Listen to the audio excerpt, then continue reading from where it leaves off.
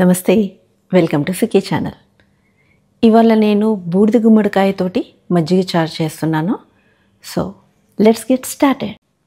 దీనికి కావాల్సినవి 2 కప్పుల బూడిద గుమ్మడికాయ ముక్కలు, హాఫ్ ఉల్లిపాయ, కరివేపాకు ఒక 4-5, 3-4 చీల్చిన పచ్చిమిరపకాయలు, కొంచెం పసుపు, ఉప్పు తగినంత, కొబ్బరి తురుము, పచ్చి కొబ్బరి అనేది 2 పచ్చిమిరపకాయలు, ఒక 3 కరివేపాకు ఆకులు, వెల్లుల్లిపాయ, కొంచెం జీలకర్ర, ఒక ½ టీ స్పూన్ జీలకర్ర, తాలింపుకి కొబ్బరి నూనె, ఆవాలు, జీలకర్ర, ఎండుమిరపకాయలు, కరివేపాకు, ఒక 6-7 మెంతులు, ఇంకా పెరుగు.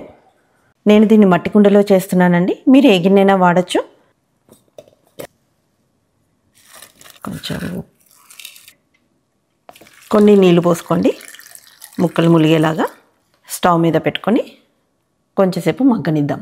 మిక్సీ జార్లో కొబ్బరి, పచ్చి కొబ్బరి ఒక 2 టేబుల్ స్పూన్లు అండి, పచ్చిమిరపకాయలు ఇవన్నీ వేసుకొని రుబ్బుకుందాం.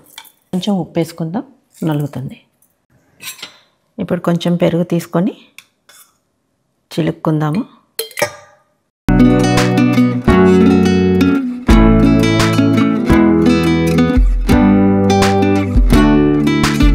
ముక్కలు ఉడికాయో లేవో చూసుకుందామండి. ఎస్, ఉడికిపోయినాయి. రుబ్బు పెట్టుకున్న కొబ్బరి పేస్ట్ ఉంది కదండి, అది వేసేసుకుందాము. ఒకసారి కలుపుకొని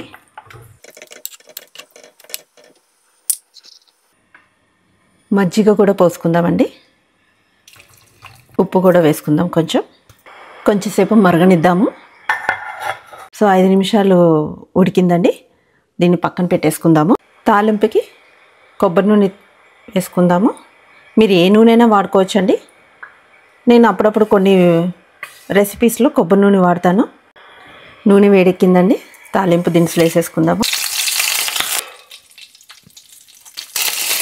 తాలింపుని మన మజ్జిగ చారులో వేసేసుకుందాము.